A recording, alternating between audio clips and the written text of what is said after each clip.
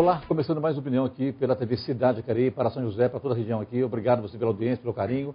E como acontece todo final de mês, o último programa, a gente traz uma entrevistada. E hoje uma pessoa ilustre conosco aqui, que eu falo já quem é. Do meu lado, Veloso. Tudo bem, Veloso? Mais uma vez conosco aqui? Tudo bem, muito obrigado também, telespectador, pela audiência com a qual você nos brinda. Eu também espero que vocês gostem do programa de hoje.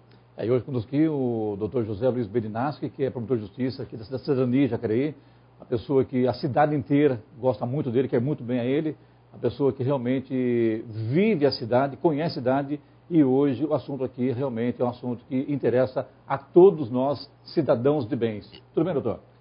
Tudo bem, muito obrigado pelo convite, é uma honra estar aqui na TV Cidade de Jacareí, e realmente eu me sinto abraçado pela cidade e quero retribuir isso. Já trabalho aqui há vários anos, né, podendo dar o máximo dentro da função de promotor de justiça.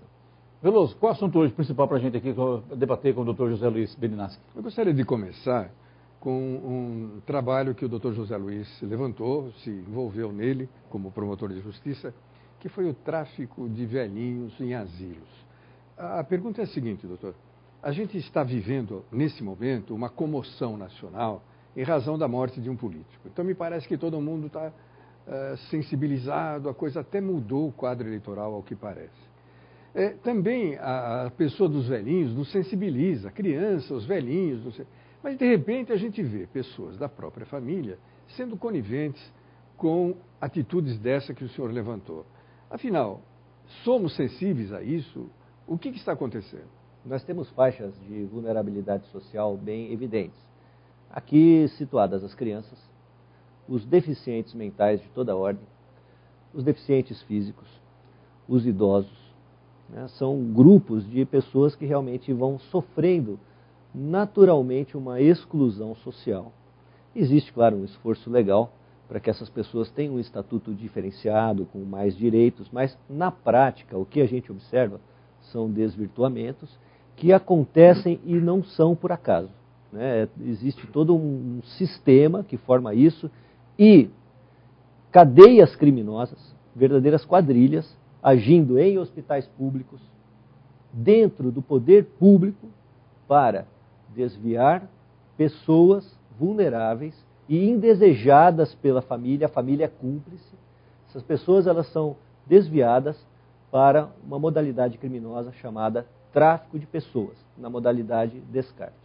Mas qual é esse motivo, doutor? Por que as pessoas fazem isso? Até vamos ter, porque o pessoal de casa entende melhor. Vamos explicar o caso. Explicar o que aconteceu. O Jacareí teve um problema numa casa, parece, num bairro aqui, até um pouco afastado da cidade, do grande centro aqui.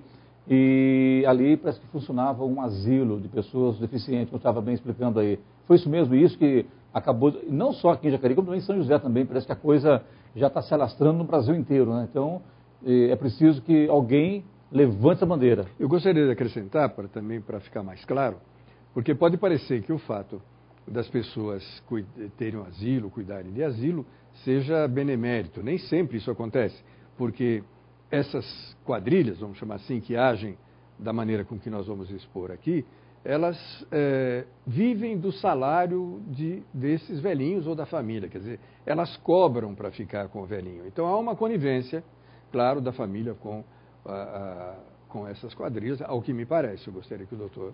Existem algumas características. Primeiro, o local é escondido e absolutamente fechado. Segundo, os funcionários que ali trabalham não têm formação específica e muitas vezes vitimizam o interno com agressão física e ameaças psicológicas. Terceiro, a sujeira predomina, não tem condições de higiene no banheiro, nas instalações. Quarto, os quartos são ocupados com superlotação, mais camas do que o possível para as pessoas dormirem numa condição de salubridade. E quinto ou sexto, a comida ela é nutricionalmente deficitária. As pessoas inadequadas. As pessoas comem restos ou comida de pouca qualidade nutricional, porque a pessoa que está abrigando ganha uma determinada mensalidade da família e extrai o lucro, então precisa ter o mínimo de custo possível. E isso é retirado principalmente na alimentação dessas pessoas. E, por último, as pessoas recebem uma medicação para ficarem chapadas, e esses remédios que são de origem controlada são obtidos por maneira espúria. Os doentes vivem um quadro deprimente mesmo, né? E aí a coisa já deixa de ser um asilo para ser uma espécie de um cárcere privado com as mínimas condições de a pessoa ter uma vida digna, por exemplo, doutor. Exatamente. E o cárcere privado, ele se caracteriza porque o grupo de funcionários normalmente é bastante reduzido, é gente de confiança da proprietária e eles não são da cidade. Conforme o asilo vai se escondendo e mudando de residência, de casa, de município, essas pessoas vão juntamente com o estabelecimento. Porque é preciso que a informação não vaze, que ninguém de fora fique sabendo das irregularidades que acontecem. O senhor tem permissão para... O senhor pode nos dizer rapidamente o que exatamente aconteceu, ou acontece ainda, não sei, no caso daqui de Jacareí? Havia pessoas, inclusive, dormindo numa garagem, com rato. Pessoa doente. Pessoas doentes, algumas nem conseguiam levantar do leito. Pessoas, assim, algumas com um estado de desnutrição bastante grave. Né? Então, foi preciso fazer um trabalho de aproximação, de Conselho do Idoso, Ministério Público, Prefeitura, para a gente começar a traçar metas de trabalho. Primeiro, regularização da casa, que evidentemente não vai ser possível. Segundo, reencaminhamento dos internos aos seus familiares. Mas isso precisa ser feito de uma maneira bastante cautelosa, para que a gente tenha posteriormente um acompanhamento de como é que a família vem cuidando dessa pessoa. Porque o que a gente observa é a família entende que a pessoa é trabalhosa, indesejável e pode encostá-la novamente ou descartá-la num outro estabelecimento com a mesma quadrilha ou com outra. Doutor, explica para a gente como é que isso foi descoberto, através de denúncia, como é que vocês chegaram neste imóvel aqui em Jacareí com esse problema muito sério aqui na cidade? Essa informação é bastante peculiar.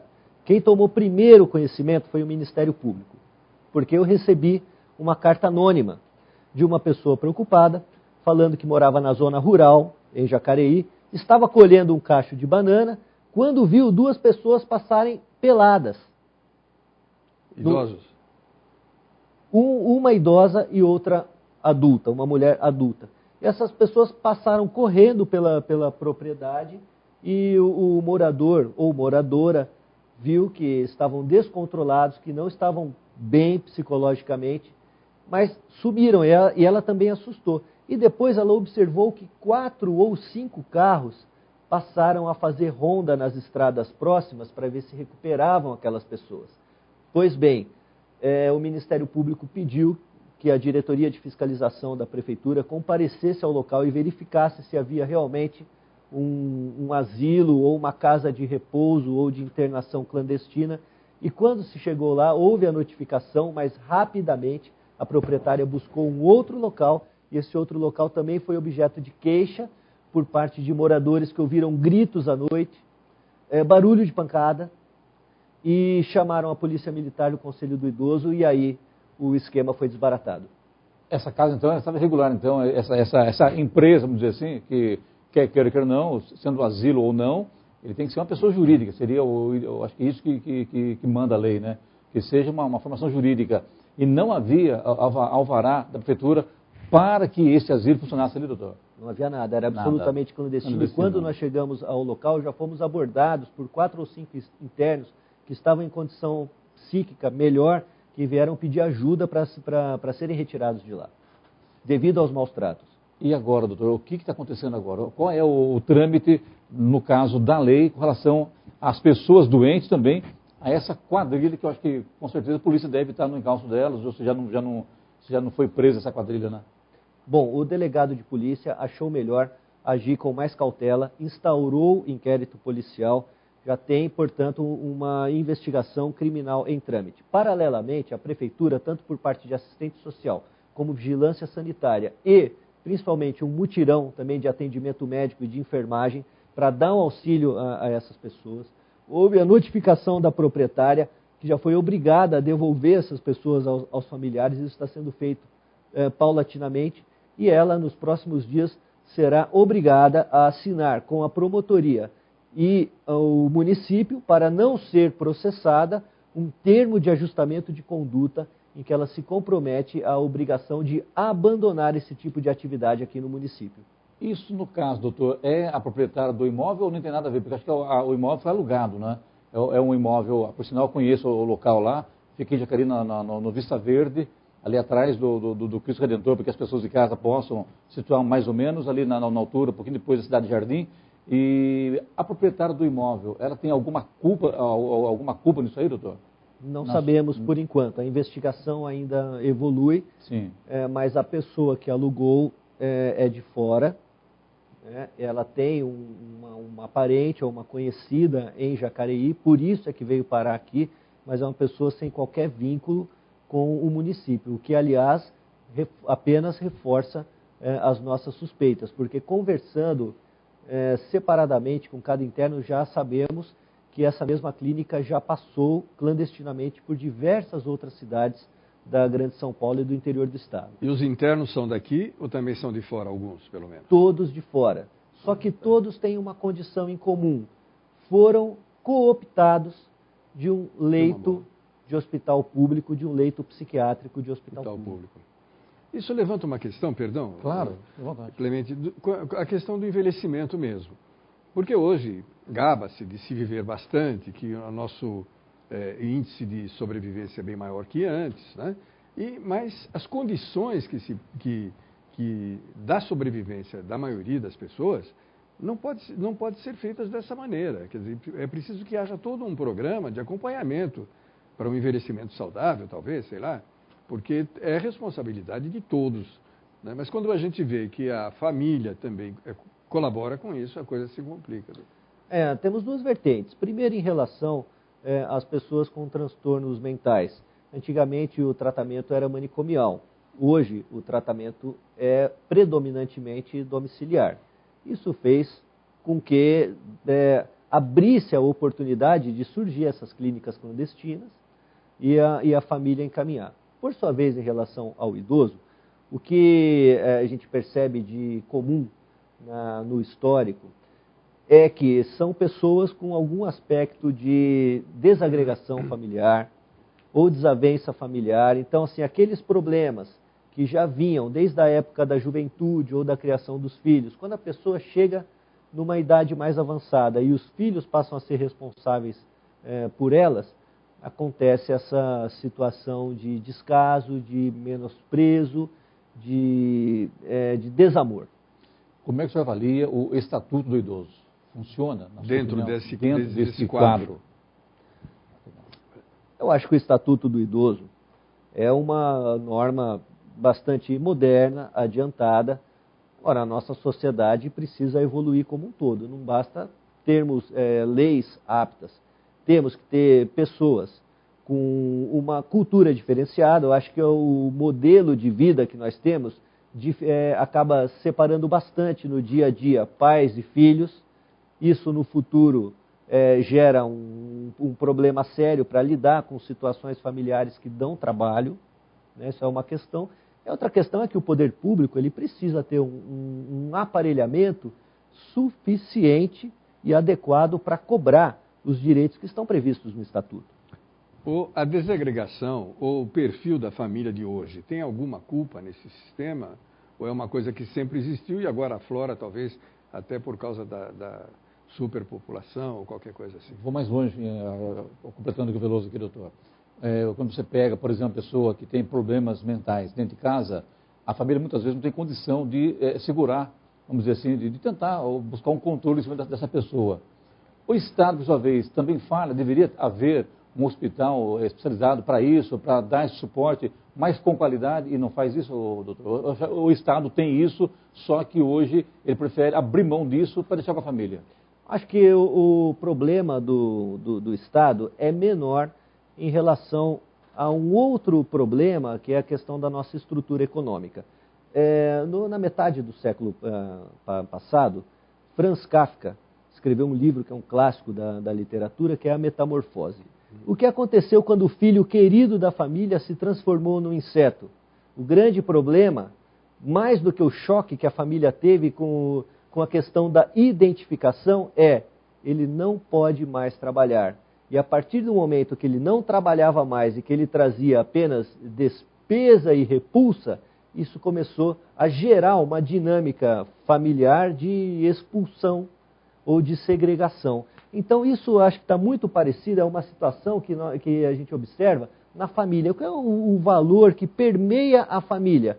A necessidade de trabalho, de renda. Então o que acontece? As pessoas ficam muitas horas fora de casa para trabalhar, muitas vezes o contato com os filhos, infelizmente, é pequeno, né? A pessoa, depois do trabalho, está esgotada, está muito cansada por uma convivência familiar sadia. Tem a outra questão de outros fatores de diversão que acabam um pouco afastando também o convívio, como a televisão, a internet, principalmente a internet, o telefone celular. Hoje, né, nós temos um acesso total, isso acaba separando um pouco as pessoas. Então, acredito que o modelo econômico que obriga a essa questão do trabalho, né, de uma maneira tão presente na família, vem atrapalhando bastante. O senhor diria que a família moderna, as pessoas, o relacionamento entre as pessoas hoje é muito medido pela renda de cada um? Me parece a coisa funciona por aí, isso é verdade? Pelo papel e pelo menos pelo papel... Pode ser depois do intervalo, pode ser? Claro. A gente volta já com a nossa opinião, não sai daí. Corta a gente, viu?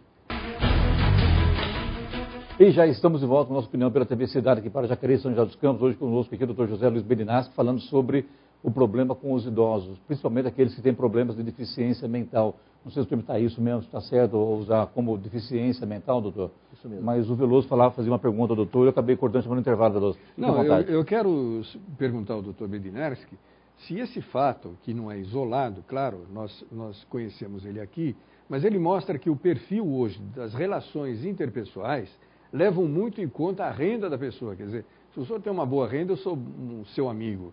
Se o senhor tem a sua renda menor, eu sou menos amigo. Qualquer coisa assim, mas que abrange um todo, e não só a parte dos idosos. Muito mais que isso. Todos na família têm um papel econômico. Então, normalmente tem o marido e a esposa, os dois adultos, trabalham. Mas se um não trabalha, o outro faz a tarefa doméstica e dá o suporte para que o outro trabalhe mais. Ou, se os dois trabalham, e o idoso, ele também tem um papel econômico nisso, porque o idoso, ele ajuda a cuidar do neto, vai pegar na escola, ou fica junto. Então, ele preenche um papel para que os outros trabalhem. Ele tem que ser produtivo. Exato. Agora, a partir do momento que o idoso tem um problema mental ou um problema físico, ele não apenas não desempenha o papel econômico dele, mas ele também atrapalha os demais agentes para que eles continuem produzindo o trabalho deles. Quer dizer que o sentimento de amor à família, de amor às pessoas, às vezes é comprometido nesses casos, né? Comprometido por questões práticas. E são essas questões práticas que levam as pessoas, infelizmente, a abandonarem familiares na mão de outras pessoas que exploram economicamente esse tipo de situação em detrimento da saúde física e mental do idoso ou da pessoa com deficiência. Os dois polos são punidos, doutor? Tanto a família como, no caso, quem está cometendo esse crime com as pessoas doentes, né? A questão não pode ser vista como pontual ou isolada. Deve ser punida a família, deve ser punido o explorador econômico, deve ser punido o agente público que permite essa captação ou que participa nessa outra ponta, né, do próximo ao leito hospitalar, para a comunicação entre a família e a quadrilha. No caso, hospitais, seria isso? Os hospitais. E olha, esse problema que aconteceu aqui em Jacareí pode existir em outros locais aqui dentro da cidade e com muito mais possibilidade e risco de existir em outras cidades que tenham maior número de leitos psiquiátricos. Porque nós vimos, aconteceu em Jacareí, a notícia chamou a atenção, algumas pessoas se conscientizaram, descobriram em Jambeiro. E lá tem um hospital psiquiátrico. Em São José dos Campos, por exemplo, que nós temos 2 unidades com leitos psiquiátricos, eu temo que essa questão esteja acontecendo também em outros locais do estado e do Brasil. Aliás, em Jambeiro, os doentes foram enviados. Quando foi descoberto esse asilo clandestino, os doentes foram enviados para São José no hospital. E quando eles tiveram alta, pasmem, a quadrilha retirou essas pessoas, tentou retirar algumas delas dos hospitais, De volta. dizendo que eram da Prefeitura de Jambeiro. Nisso, a funcionária do hospital, e aí entra a seriedade quando do hospital, ligou para a Prefeitura informando que os doentes, uma parte dos doentes já havia saído com destino a Jambeiro. Foi quando a Prefeitura falou, olha, mas como assim? Não estou sabendo de nada. Não, veio uma ambulância. Não tem nada, porque não estamos nem sabendo que as pessoas tiveram alta. Conclusão, foi comunicada à Polícia Civil, a polícia acabou fazendo campana no local, e quando eles retornaram pegar uma outra leva de doentes, vamos colocar assim, acabaram sendo autuados em flagrante. E aí a coisa pegou, né? E daí a justiça realmente não tem como dizer que não é verdade, porque além do mais estava usando o nome da Prefeitura de Jambeiro para fazer esse mal aí à sociedade, né? Para que o nosso... Perdão, o senhor vai falar alguma coisa? Sim, isso é sintomático. Por que isso acontece no hospital público? Porque existe uma vigilância, uma atenção menor da parte administrativa em relação à atividade corriqueira, principalmente nos auxiliares de enfermagem. Existe um controle maior do médico, controle médio em relação à enfermagem, mas um controle muito pequeno em relação àquele cuidador que está trabalhando de madrugada, aquela pessoa que faz a limpeza, aquela pessoa que leva para tomar banho, ao motorista da ambulância. Então é uma situação realmente que a gente percebe que não é isolada e nós vamos descobrir ainda muitos casos. Para nós plantarmos uma semente aqui através do nosso programa, por onde deveria começar uma solução para esse caso geral? Uma solução geral para esse caso. Em primeiro lugar, no fortalecimento dos valores da família. Segundo lugar, pelo trabalho educativo. Terceiro lugar, pela gestão de unidades de saúde pública por pessoas que sejam especialistas na matéria. Não pessoas com indicação política, mas pessoas que tenham treinamento, tenham formação em administração e gestão hospitalar e de saúde pública. E esse, assim, em primeiro lugar. E onde entra, perdão, só para completar, onde entra o Ministério Público nessa lista? Bom, o Ministério Público, claro, tem um trabalho judicial a fazer, mas esse aspecto ele é muito reduzido. O Ministério Público deve ir além, buscar um trabalho em conjunto com a administração pública, apontando erros, dando sugestões, cobrando a aplicação de direitos previstos nos estatutos. Nós temos muitas leis, mas quantos direitos são efetivamente cumpridos? E muitas vezes não são cumpridos até por desconhecimento do próprio administrador público. Doutor Brynaski, quando se fala em problemas com a família, especialmente nesse caso de pessoas com deficiência mental, isso acontece mais nas famílias de menor poder aquisitivo ou não? Porque as famílias são especializadas. A função delas é o comércio, é buscar o dinheiro dessas pessoas que, infelizmente, não têm condições de administrar o seu próprio bem. E entre essas quadrilhas. Isso acontece também de maior poder aquisitivo ou não? É só realmente nas pessoas de poder aquisitivo menor? Não, a incidência ela é proporcional e homogênea em todas as camadas da sociedade. Então, ela acontece em todas as situações. A gente observou... Precisa haver uma renda, já começa por aí, né? Nessa própria casa de repouso, nós observamos que as pessoas vinham do mesmo local, só que eram de tecidos sociais absolutamente diferentes uma da outra. Quando um asilo de idosos, sério, que cuida de pessoas, não de pessoas doentes, mas ele pega, não sei se o termo pega está correto, mas ele absorve uma parte do salário de aposentado desse idoso para custeá-lo dentro do asilo, e uma parte deste dinheiro é devolvida à família. Isso pode estar previsto em lei, doutor? Sim, há uma previsão, claro, de limite por parte do Estatuto do Idoso. O limite tem que ser observado, mas também nós temos que aplicar a lei com sabedoria. Se existe uma pessoa internada no asilo, mas que ela tem uma autonomia, que ela tem uma relação familiar, que ela pode frequentar uma excursão, seja da própria instituição ou de fora, é natural que ela tenha uma reserva de dinheiro para gasto próprio. Agora, se a pessoa ela vive em estado vegetativo, se alimenta por sonda, nem pisca o olho, por que nós vamos limitar o asilo a receber 70% do benefício da pessoa e os 30% restantes não podem ser doados pela família, já que a pessoa não vai sair dali. Então, acho que são situações que a gente precisa definir um pouco melhor a própria, não só a jurisprudência, mas também os órgãos administrativos ligados às execuções de política de assistência social precisam definir um protocolo de casos, porque a lei prevê uma situação abstrata e os casos concretos eles vão ser montados pouco a pouco. Então precisa haver essa complementação legislativa com bastante sabedoria, grano salis, né, como diria o legislador. Para fechar com chave de ouro aqui com o senhor hoje, o doutor José Já vai fechar? Já está, já vem a hora, vai passar rapidinho. O assunto é realmente muito interessante. Qual é a sua orientação para as pessoas no entorno de uma casa que esteja fechada, com um barulho? O que o senhor orienta essas pessoas para que, de repente, ajudem a salvar vidas neste caso, doutor? Bom, essas pessoas devem procurar as autoridades. Pode ser o Ministério Público, pode ser o Conselho do Idoso, o Conselho da Pessoa com Deficiência, ou mesmo a Secretaria de Assistência Social do município. Tá ótimo. São os órgãos oficiais que devem ser procurados para investigar melhor a situação. Muito obrigado pela sua visita até a TV Cidade, história com rádio também, né? A TV Cidade aqui, nesse programa Opinião, falar um assunto tão importante como foi o assunto voltado ao idoso, principalmente aquele que tem problema mental, doutor. Muito obrigado.